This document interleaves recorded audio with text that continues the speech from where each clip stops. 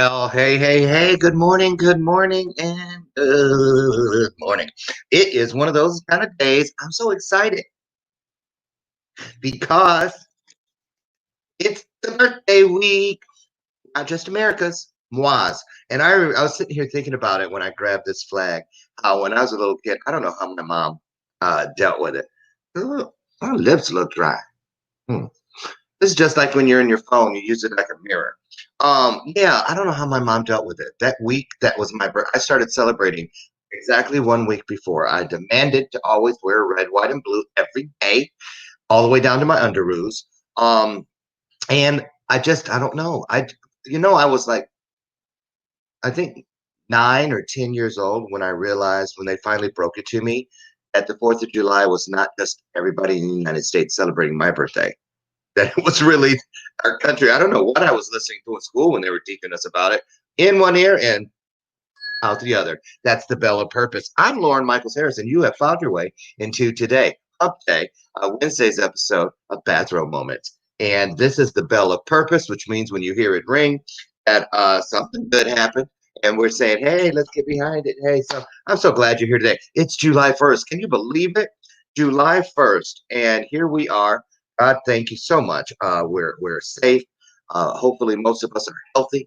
And we are at the midway point of the year. Can you believe that? It'll be 2021 in a flash, right? So, anyway, it's July 1st. So, we have a new sponsor this month.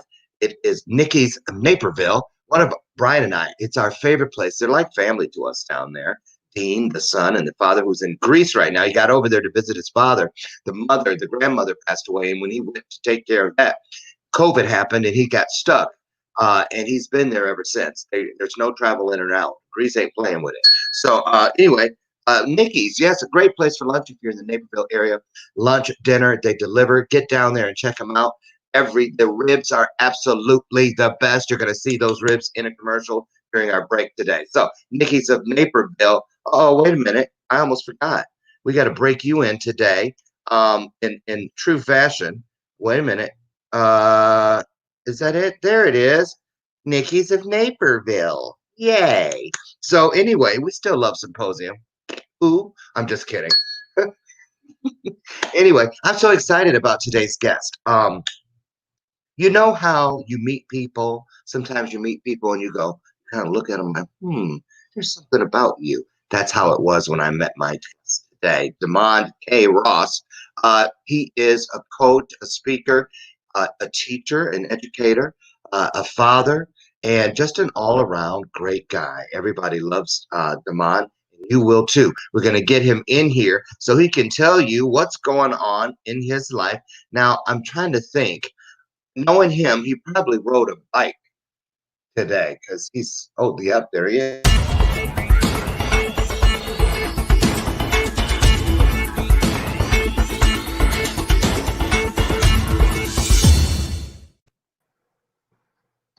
Loren, good morning. Okay, I see. I wanted to see if he's kind of shy sometimes, you guys. So I thought I would let him. Now I can put my robe on him. No people are like, what's going on with the off the shoulder look today? Well, it's because I love this shirt. Brian and I got. Oh, everything's backwards, like being in a mirror. Brian and we went to this little shop in San Diego when I was speaking there, and it was the whole place is nothing but motivational stuff. Shirts, hats, bags. And I saw this and I love it because it's always been my motto. See it, believe it, be it. And you're great proof. This is why I have this, and I can put this on. Why I have this on today. Because this is what I think of when I think of you. You see it, you believe it, and now you are going to be it, or you are it. So welcome to the show. How has life been since you were here before? Yeah, it was I think 2 months ago. 2 months ago, and a lot has happened.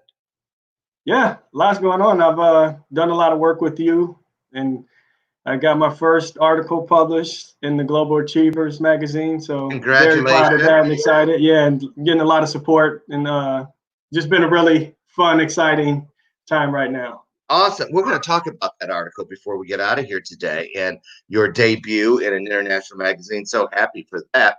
Now, did you go wake up my favorite person in the world? No, I didn't wake him up. Oh, you're going to wait till afterwards? Yeah. Damon has a son. How old is he? Tell everybody. He's how old and what's his name? My son's 10 years old. His name is John, and he is just an amazing kid. I know every parent says that about their kid, but he truly is amazing. He truly is. He was at the Power of We Symposium, the inaugural one we had here in Chicago, and I just fell in love with him. When I tell Damon this, and I know you don't think, either you think it's creepy or you think I'm lying, but it's the truth. I have had days where I was just like, oh, and I'll go on my pictures on my phone, and the way he was in the camera, he reminds, I know this sounds kind of narcissistic, but he really reminds me of me, but just a quieter, subdued version. You know what I mean? But he's the kind of kid where you just go, well, aren't you something? And he is just, I just love him to death. He is a great kid. I get to say hi to him this morning. So Damon, when we first met, you had a show. Yes. Tell us about that. And I think you might consider bringing him back. But that's how we met. You actually came here to the house and interviewed me. I was so impressed. And we've been fast friends ever since. So talk about that and talk about this journey.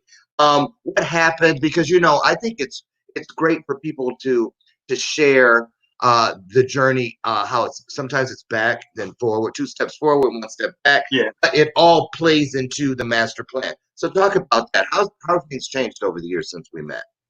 Well, as far as the show goes, so I have 2 really good friends. One is the mentor, Tim Stewart and Kent Jones. They had a show called Two Bald Guys and a Microphone. And so I used to go in from time to time when they were in studio and be on the show. And then they still have that show? No, they're not doing the show anymore. I wondered because I had my notifications. I used to see it. It would tell me every day. What happened to that? Well, a couple of things. So one is Tim Stewart. He loves helping people. Like I said, he's a mentor of mine, and his life is about being on stage. That's how he connects with audience. And it was hard for him to. He was great on the show, but for him, he didn't feel the connection because he likes to see the faces and really connect with people on that level. And being on radio, he didn't feel that connection with the audience. So he stepped back, and then Rancher Ron and Kent continued on with the show. And unfortunately, Rancher Ron became ill, and he's since passed away. What? So the show, yeah. So we lost Rancher Ron a few months ago. I had no idea. I'm so sorry to hear that. Yeah. So that show ceased, but their station is still going. 216 The Net. So you can still go to 216thenet.com. Check out the shows that they have on there. They have new lineups and different things going on. So the show, the station is still going, but the show ceased. But as far as my connection with that, I used to show up from time to time. And when they decided to expand a little bit and change up the show a little bit, they gave me a call one day. The 3 of them, they were talking together, and they said, well, Damon, you know what? Our listeners really like when you're on the show. They really comment about you. So we want you to become a regular. So I was like, great, fantastic. So I would call in on my way to work in the morning on Monday mornings, talk to the guys, and I would have my little segment where I would talk about whatever the topic was. I would give my perspective on it because we all have a little bit different perspective on things. Right. And I went with that. And then when they decided to start the station, Tim was telling me, and he said, we were talking, we really think that you should have your own show. And at first I was, like, I'm not sure. I'm just kind of okay being the guy that just supports you guys and the wingman chimes in. Yeah. And I consider myself to be a Batman. Robin, and I'm okay with that. I'm good at that. But I said, what, let's do this. So I started my show. It's called the Always Believe in You Show. And what it was geared towards is helping teachers, educators, youth workers work with and give messages to their students. So it was a twofold show. So on one half of the show, I would really be speaking to those educators, to those caring adults, and giving them some motivation and some different things to think about, tactics on how to connect with their students and just keep them motivated. And then I would always have a highlighted section where I would find some story of some youth that did something amazing, whether it was in the past or something going on currently. We would talk about that. And then I was interviewing people from different professions. And the idea of the show was for these teachers and these caring adults that work in youth groups and whatnot, to be able to share that information with the students so they get an idea of what all is out there. Because there's multiple jobs, there's multiple careers. You know, we get so focused on what's on television and what is put in our face as this is the epitome of success, but success comes in all different forms, and there are many different avenues for people to take. And so that was the purpose of me interviewing these various people, to find out about their industry, about their job, how they got there, what it takes, what were some of the pitfalls, what were some of the things that they didn't like. So that's what I was doing. And what got difficult is, because the show had to be on the radio, it had to be formatted in a certain length. And so it was just very exhausting going back and editing the show, because then I have to figure out, okay, what sections can I cut out? Like, man, that's important too. And I had to do it all. I did everything. The editing. Okay, now, what is that? Do you have earbuds? No. You don't have headphones? No. It's getting me. I'm getting like a feedback when I speak. Now it stopped. Okay, I'm not sure. That was weird. It was like you didn't hear it? No, I didn't. I wonder if you guys heard it out there. Put some hearts on the screen if you did. Anyway, well, that's because we're live. Things like this happen. Oh, here's my plug. We are streaming live as always on YouTube, Roku. I say that wrong all the time. Roku, tomato, potato, patata. Wait, no one says that. Okay. Anyway, Roku. I have to picture that. That's what my mnemonic device. Android, Amazon Fire, Apple TV, and of course our home base. Hi guys, out in Phoenix, Arizona, E360 TV Live. So listen, okay, so that's what happened, and many times people don't realize how much goes into some of these shows. Now that was more like, would you consider that what you were doing, a podcast? It was a radio show / podcast, because it was actually on a radio station, but I also took the full length of the interviews and I put that out as a podcast. Okay, so, but you had cameras where people could see the person.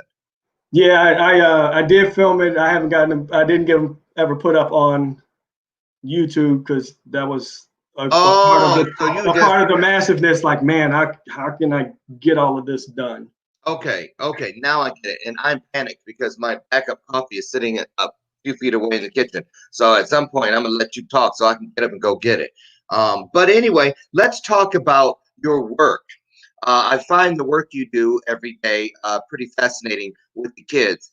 Tell us about that and how you got into that, and what makes it so special for you, because you're definitely cut from the cloth, designed to do that kind of work. That's for sure. So tell us about that. Yeah, it's interesting. I tell my story about how I got involved with working with kids quite a bit. And my journey actually started when I was in second grade. I know, like, that makes sense. You were a kid at the time. How does that happen? Well, my mom was an educator. She was a teacher for a very long time. She transitioned into the library, but she's always worked for the St. Louis Public School District. And so when I was in second grade, my mom, because she worked in the city and we lived out in the suburbs, we were on different schedules for school. So whenever we had time off, my mom's school would be in, and so she would ask my brother and I if we wanted to go to school. My brother Rob, she would ask us if we wanted to go into school with her, and usually I would. Sometimes my brother would go, but I would always go. And I just fell in love, even though they were kindergartners, so they were only 2 years younger than me. But I still just enjoyed that whole process. Sure. And the idea of helping and working, with younger people. And so I went through that and did that. And as I got older, it was just a thing that I fell in love with. And so when I got into middle school, I would go to the basketball camps at my high school. The high school I eventually ended up going to, High School North.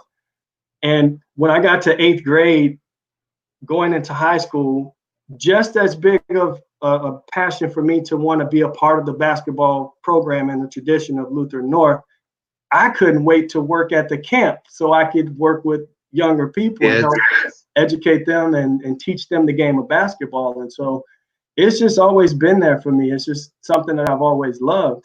And so the way I ended up at the school, so a few years ago, I did something crazy that, a lot of people do when you're pursuing something. I quit my job where I was working at a company, and I decided to pursue the speaking and everything full time. looking back, not the greatest idea, but I'm still proud of myself for taking that leap and still continuing to push on through that. But at the time, I had a little bit of money where I could buffer myself for about a year. Well, that year came to an end, and there was a lot of ups and downs, a lot of bumps along that way. So things never quite took off the way I anticipated. So I needed a job, and so I went to the school where I work now because my best friend works there, and he's been there for years. And so I was very familiar with the school. I had times throughout my years of working where I would actually volunteer. Like I would take a day off of work every week. I would work 10-hour days so I can get a day off during the week to go to the school and volunteer. So they knew me, the principal knew me. So I went, it's like, hey, I need a job. He knew the story. He knew what was going on. He welcomed me in. And, in a very short time, I moved up the ranks. I started as a TA in the classroom where our main job as TAs is to help the teachers. So we help the students with behavior management and with their schoolwork and whatnot. And our dean of students recognized me in those moments working with students that were struggling because it is a therapeutic day school that I work with. Let's talk about that. Yeah.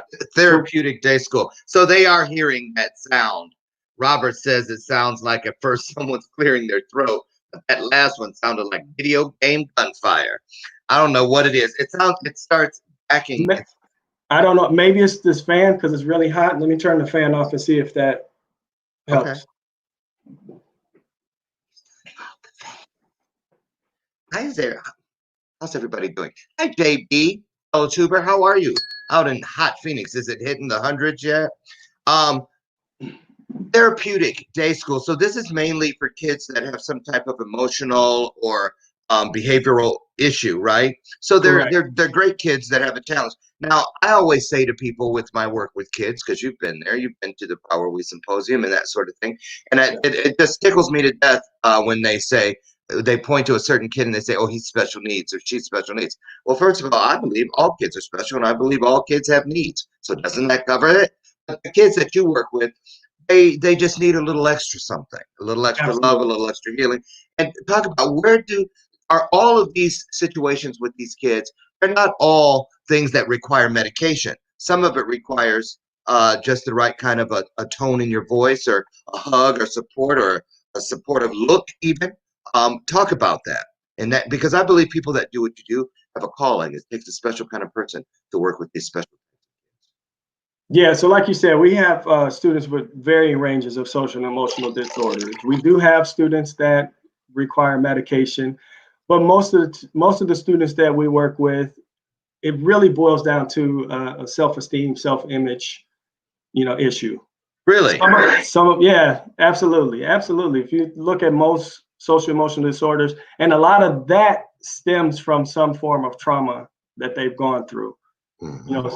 Some, whether it's being abandoned, some from abuse, neglect, a large range of these situations. And the age group, the kids there are from what grade to what grade? So our entire school, the building that I'm in, North Shore Academy, is 5th through 12th grade.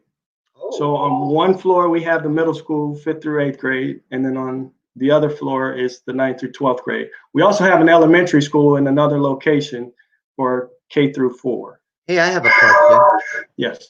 I don't know what that thing is. That sound. I wish you had earbuds. Next time I have some handy.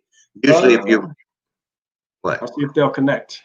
Oh, you got Bluetooth? Yeah. Okay, we'll give it a try. It's worth it.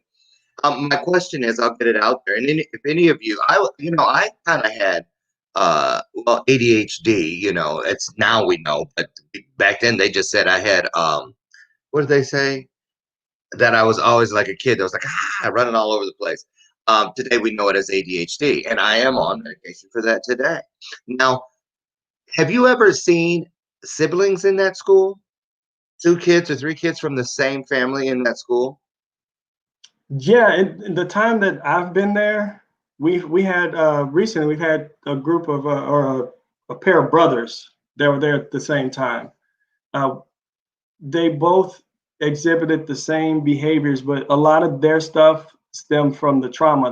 Their parents had been going through a divorce for years and continue to just You Go didn't at catch me. that, did you? No, not yet. Do that because this feedback is just horrible. Okay, let me. It's like a monster screaming in my ear. I'll apologize for that. That's okay. And Robert, that really was someone clearing their throat just now. That was me. So I'm just letting you know. That's the difference. We're here, you guys, while he's trying to figure out our technical difficulties. Nothing but a speed bump. No big deal. We'll make it work either way. I want to say welcome to you all who have come in since the top of the broadcast. You're in the middle of the Wednesday episode, Hump Days episode, July 1st, too. Bathrobe Moments. My guest today is Demond K. Ross. And he's talking about his work with special kids today, special needs kids. And okay, he's muted himself so he can go do something. I am so excited that it's the first of the month. It's July. What are your plans? Oh, I know what we can talk about while we're waiting. Are you guys having like family get-togethers and stuff? How's that going to work? We're still debating. The jury's still out, even though we're in phase 4 here in the Chicagoland area. Which allows us, I think it's small groups of, I think 10 or less, I'm pretty sure. But we're still a little worried personally inside our home about, whether we should go and do something with all of our family in Michigan or not. So what are you guys doing? How are you processing this? Are you going to just kind of stick to yourself with your immediate family? Are you going to go and do the big family get together, but then social distance? How are you going to play it this 4th of July? I'm really interested in knowing because, I miss my family, like we all do, but I'm just a little concerned about them opening up things a little bit too soon. And we're already seeing that some states are reversing those decisions. It wasn't the right decision. So what are you guys thinking of doing on the 4th of July weekend coming up? Hi, Brenda.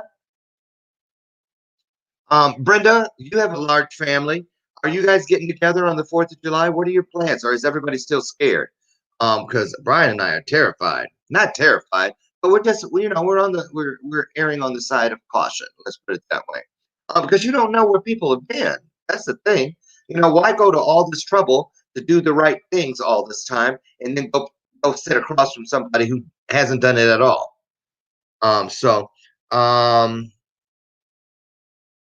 Robert, you're so crazy. I'm waiting to see if I could look on here. I'm waiting to see if anybody has this. What are you guys going to do? Somebody speak up. What are you going to do on the 4th of July? I'm really interested in finding out. I see a shadow. I see him peeking in the corner. See him? He's trying to get his headset together. Oh, El Maestro's here. El Maestro, you come from a big family. Are you guys getting together on the 4th of July weekend, or are you kind of keeping it sequestered, everybody in their own corner? How's that going to work? I need to know so I can feel like I'm trying to make an informed decision this 4th of July. Oh, Brenda, I know that's right. Don't even say that word. I'm going to have to, can we file? That's another question. Can we file for an extension? Brian had his done 2 days after the like January 3rd. And I am still working on starting mine. Brenda, I remember last year when you were working on Texas, a long time, just like this. Oh Lord, we're waiting on our guest to try to get a. There he is. Try to get. He said no. He's shaking his head. You can unmute or not. You don't know how to unmute. Okay, there you go. I still don't hear you. Oh, there. You don't hear me? I do now. Yeah, I was getting some bad feedback on my end trying to, because I have these headsets. Maybe the volume. Can you just turn your volume down a little? Maybe that'll help us. I'm still trying to get people. Okay, Brenda, thank you, because I know you're good. Oh yeah, Brenda, you used to work for the government. Hook me up, girl. I need another month or something. Here they are due in September. Whatever, Robert. How nice for you that your taxes were filed months ago. I haven't even looked. I haven't started. I haven't written down one number for my taxes yet. So if you guys see an empty chair here and you wonder what happened, they probably hauled me off to debtor's prison.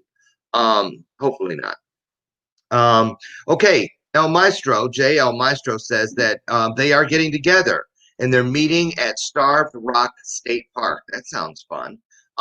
Okay, so an outdoor event. So you guys feel like, hey, let me ask you, Demond, what are you guys doing for the 4th of July? Are you staying to yourselves? Or are you guys, is your family getting together and just 6 feet away? How are you guys playing it this year? This is really the first big, I mean, Memorial Day, but this is the one where families have get-togethers and reunions and all of that. How are you guys doing it?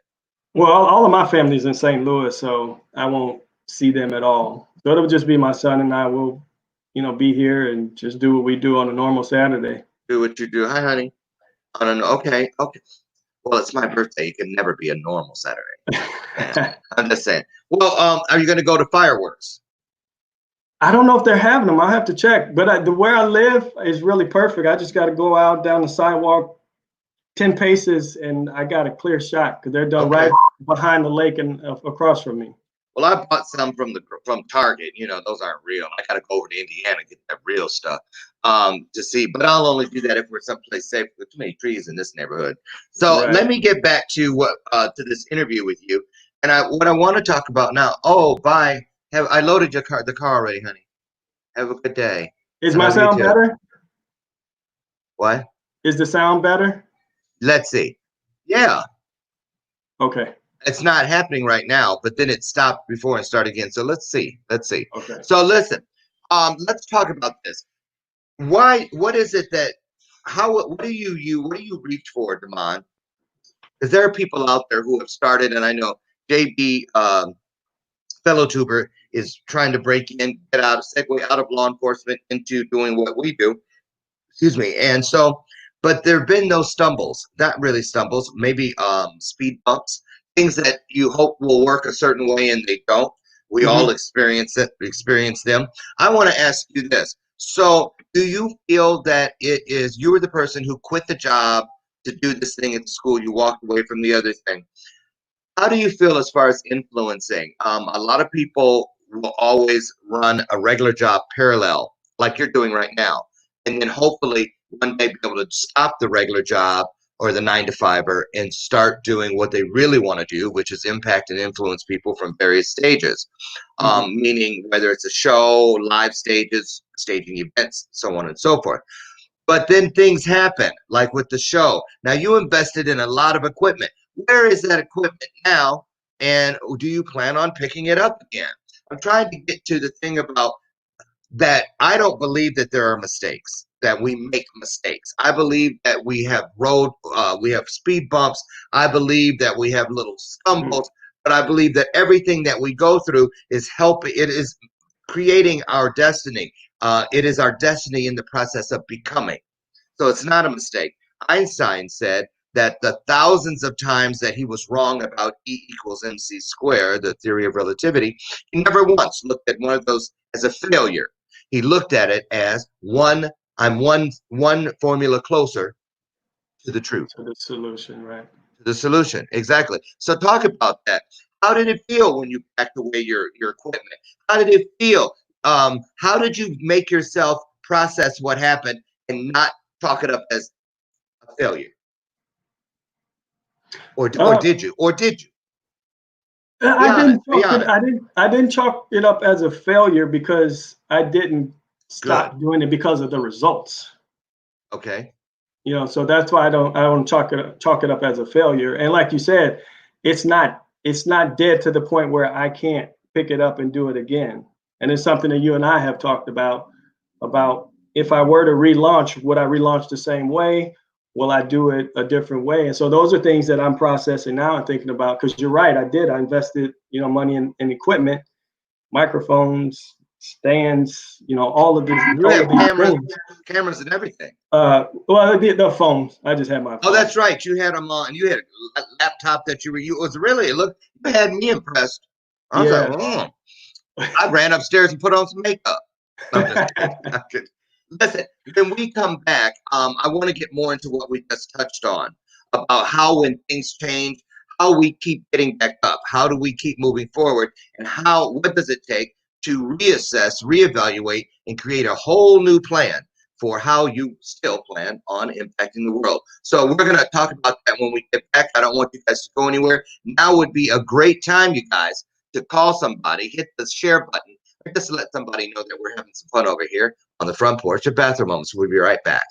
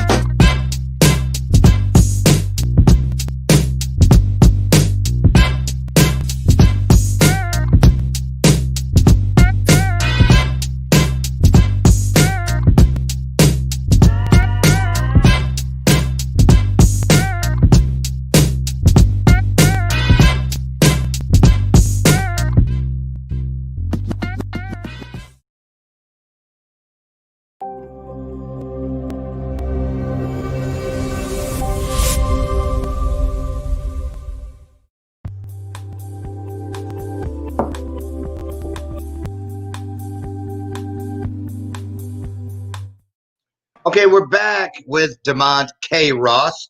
When you were here last time, we talked about that K. You didn't want to talk about it. No. Okay, so but we talked. But you and I did talk about it later. Yes, we did. So I'm just saying, nobody asked what the K is about.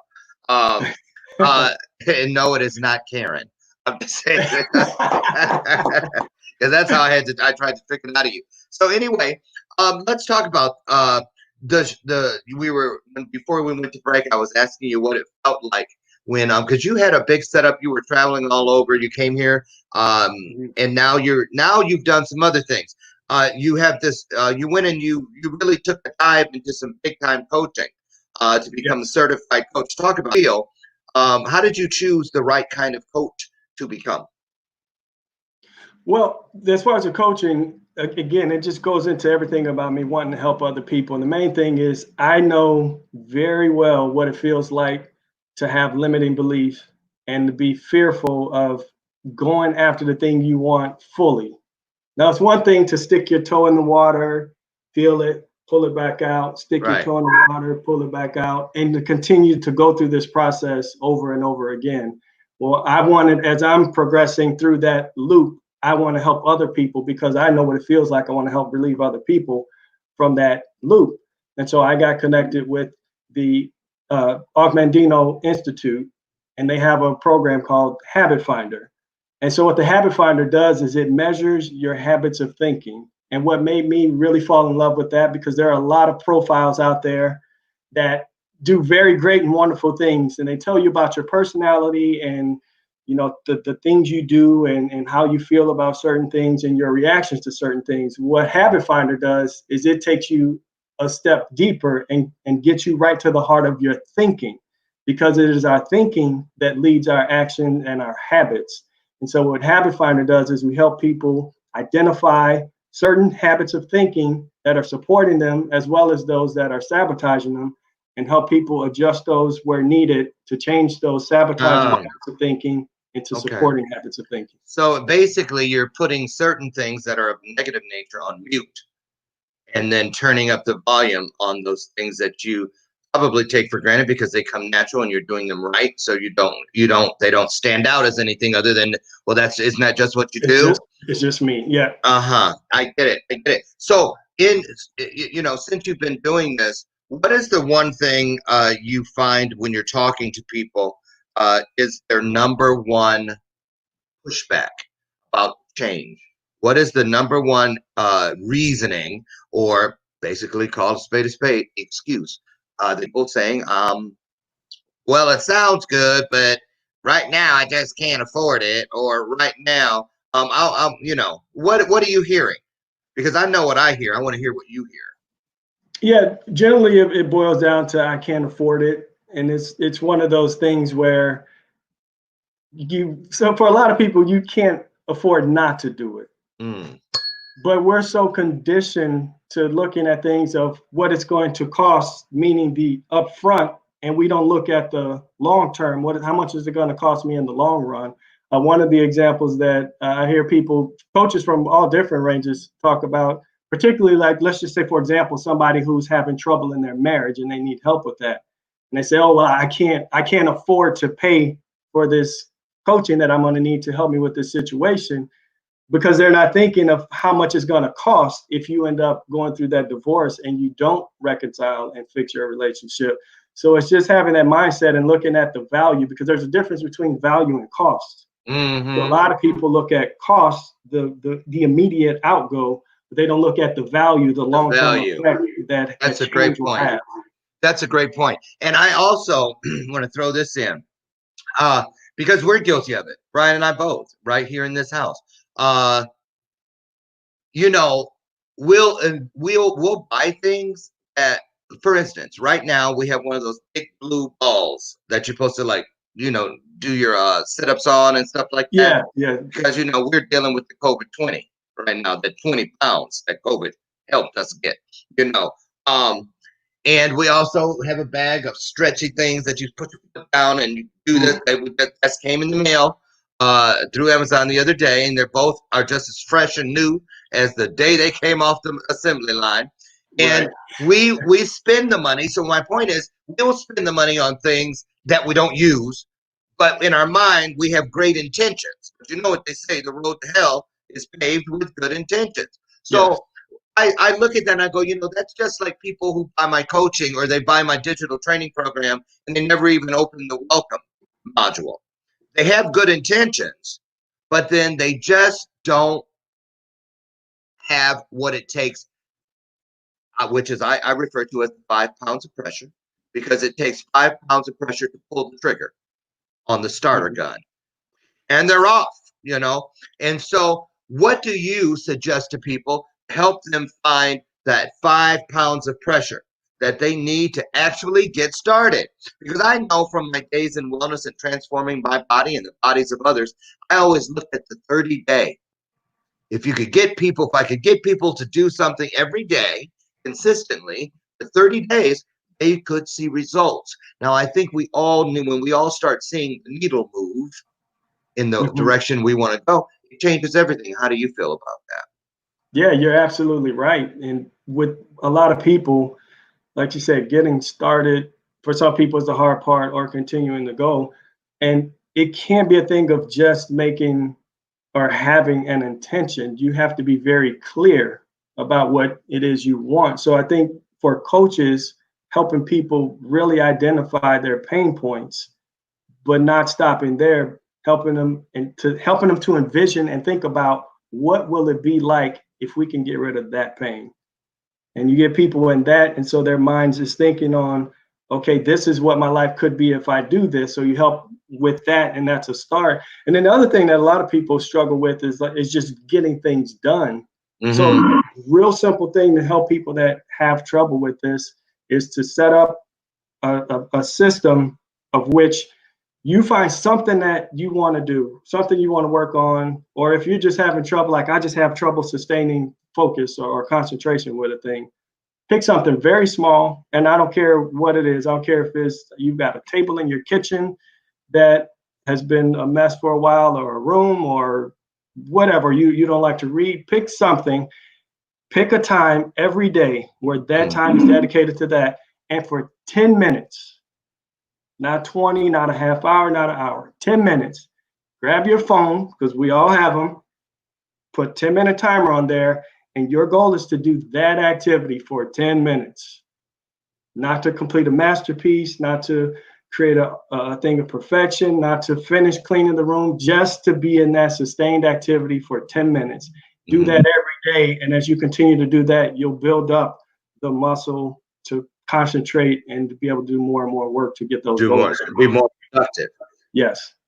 I want to ask you something now, because, you know, thank goodness. I mean, yeah, you're coaching people. And I always believe, because I was told this from day one, a good coach will always have a coach.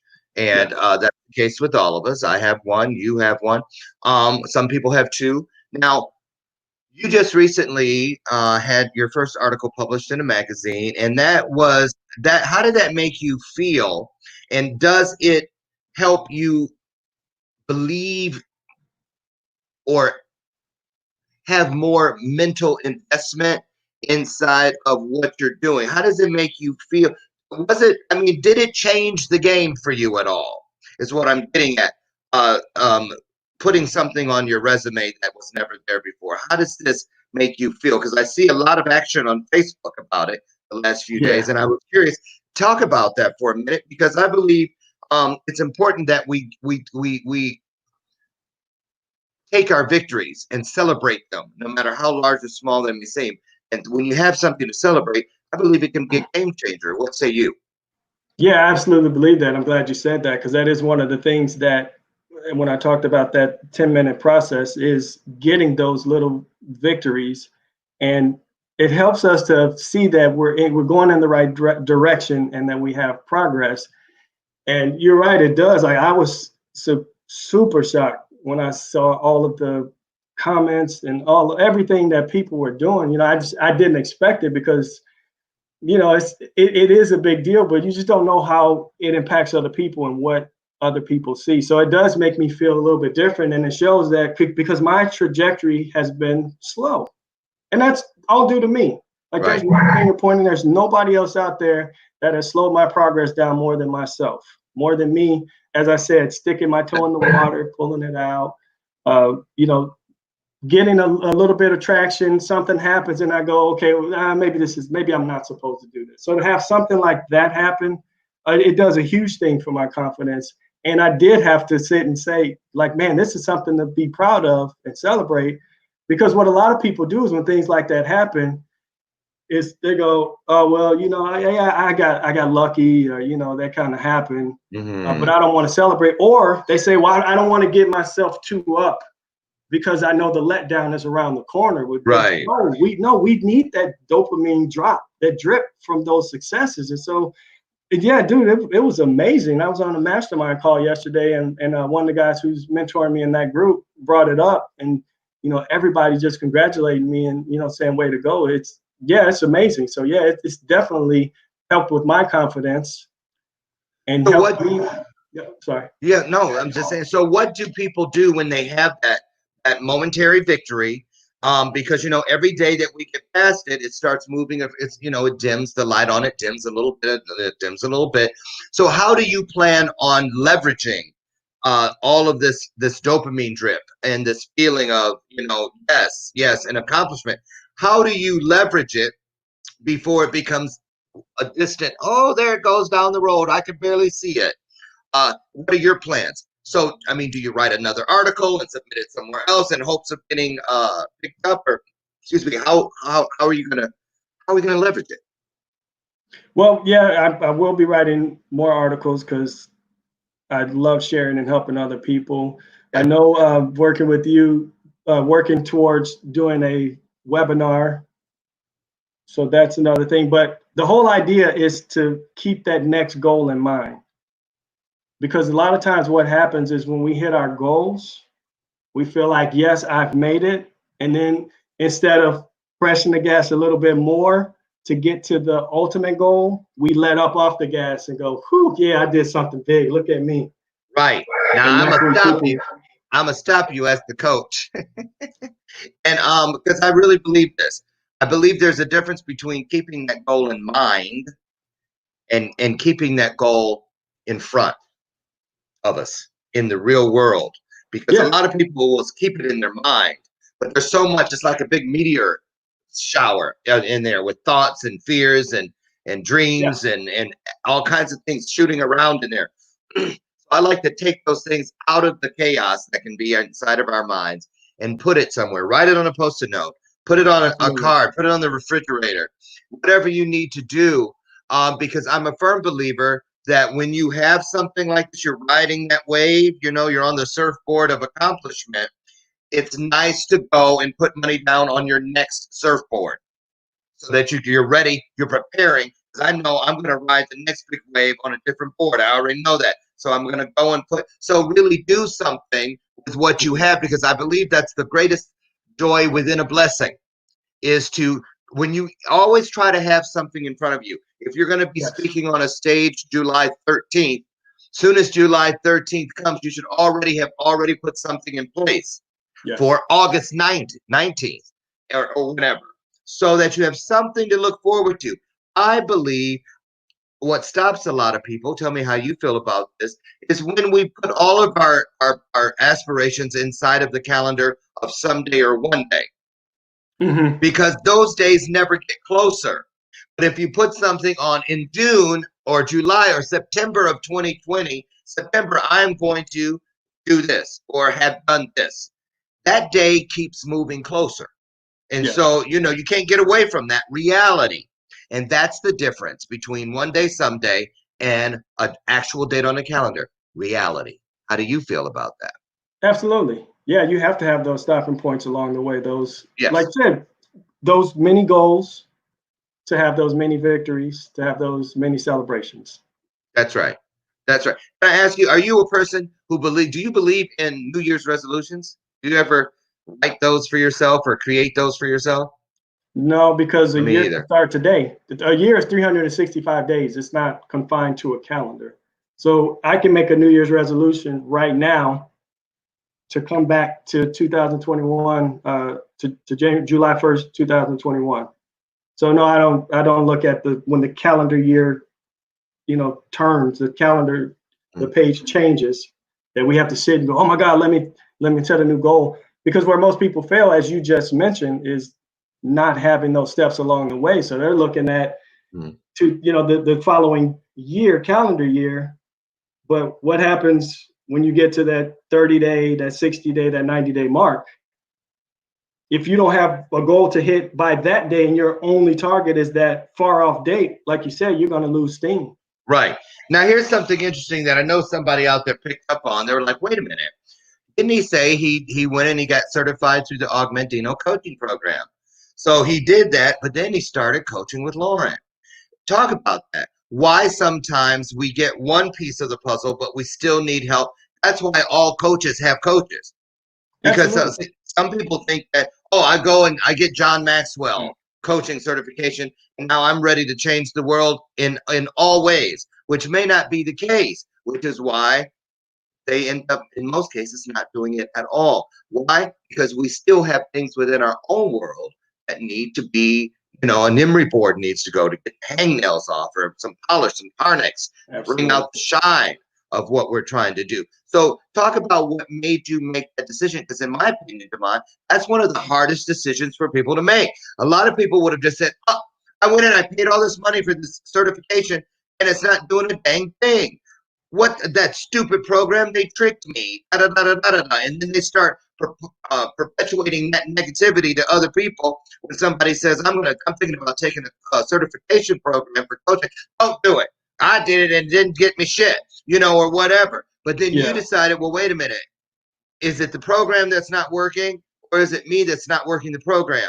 And what do I need to do to make this put this in alignment with my purpose? And then you decided to call me. And so talk about that, because that's a big deal, and it's something that not many people know how to find their way to on their own. Talk about that, please. Yeah, well, with that, a lot of it is people feel like it's a weakness to ask for help. Especially, like I said, when you hit a goal. And that was one of the things that I've struggled with. You and I talked extensively about this. It's getting that feeling like, feeling like we have to be perfect, have all of the answers. And if we go to ask somebody, then that's just proof that that noise in our head that we're not good enough is true. But no, that's not what we all need. Help. We all need someone else that's on the outside to help us see things better. Amen. And it's like we hear all the time about translating it to sports from a coach's perspective. When you're out on the playing field, you can only see so much. But a coach that's standing on the sideline, they can see the field, and they can see one a lot of things that you don't do, that you won't see. And so that's the point of asking for a coach. And I realized, I was like, man, I know I'm a smart guy. I'm well spoken. I've got a lot of information, a lot of knowledge because I've been reading these books for all of these years. But something is blocking me. Something's in my way that I can't see. And so if I'm going to move forward, and if I'm going to help thousands and thousands of people, I need somebody to help me remove that block, get that block out of my way, so I can move splinter out of my own eye. Absolutely. Before I go trying to get the logs out of other people's eyes, like the Bible says. And I would tell you another part of that equation is, I remember way back when we were originally talking about working together. And then when that did not happen, I had to do the same thing you have to do, or had to do. And that is, I had to say, well, the timing for us is not now. Doesn't mean it's not later. It's just not now. And you still want to pray for, hope for, the best for other people. Because my motto is this: when I talk to people, it just isn't, we're not meant for each other. They're not chosen for me at this time, and I'm not chosen for them. Doesn't mean I don't want them to be as successful as possible. So I have to say, I don't care where you get it. I'm just praying that you go somewhere and you find it and you get it. Because the more of us that find it and get it, the more people we can help in this world. And that's right. But I'll be honest, I was so excited that day when the text came through, because you said, Loren, I'm ready. And I learned something from that moment. I really did, because you never say who will, and you never say who won't. That's when we're judging. And so it was just grateful. Sometimes we have to just stay and continue doing what we're doing. Let the bird go from the nest, and hopefully it'll find its way back, or find its way to whatever it needs. Right. So what do you see for yourself in the near future, the next year or so? What would you like to see Damon K. Ross doing? Well, one is obviously helping more people on an individual basis. So I'm inviting people to take the Habit Finder assessment. Okay. You can go to my website to find that, damonkross.com. Scroll down, go to take the test. Oh, you have damonkross.com? Yes. Oh. So you can go there, scroll down to take the test. It'll take you right to the Habit Finder. You can take that assessment. I'll reach out to you. We can set up a time to talk about it. So helping people with that. I've also been working on a workshop so I can get into schools and talk to school staff just about how to show up better and work with the students. So addressing some of their own issues, but then also how to better view and work with the students we have, because it's a tough job that we do. And not just working in the therapeutic school, just work with youth in general is a very tough job. So you can easily reach a point of burnout. So talking about how to avoid that and how to make sure we're doing the things that we need to do on a daily basis so that we're showing up as our best self and helping these students become the best they can be. So those are two of the things. And of course, if and when things open up, more speaking engagements, because I had a couple of the places that I spoke at the beginning of the year last year that unfortunately I won't be able to do this year. So. Right. Well, I'm excited about the special that we're putting together with you, in conjunction with E360 TV Live. And I have a feeling that we're going to head in the direction of what you do, working with kids that need that special love, a special form of love, in order to make it to where it is they need to go. And I'm looking forward to that, because I think you can teach a lot of people how to do better about that, and how to understand what's going on from the child's perspective. Yes, absolutely. So I'm really excited about that. Well, I wish you well. Now go wake up my favorite person in the universe, John, because I want to say hi to him. And I want to thank you and let you know that you're welcome back anytime. If there's anything we can do for you from this side of the table, let us know. And for those of you out there, I had put it up on the screen. There it is again, damonkross.com, if you want to continue this dialogue, and I highly recommend you do. Or if you would like to talk to Damon about how he can come and speak to your organization, there it is right there. Damon, I want to thank you again. Get out there, have a great day, be blessed, and keep doing what you're doing. You're changing the world one person at a time. All right, thank you. Thanks. Have a great day. Stay put. Well, everybody, that's it for today. We're out of time. I'm Loren Michael Harris. Tomorrow, mark your calendars, she's back. Miss Misty Lane, and you know she's going to have a lot to say. She's got a new show. She's got a whole bunch of new things going on, and she's going to talk about how being on the front lines, working in nuclear medicine,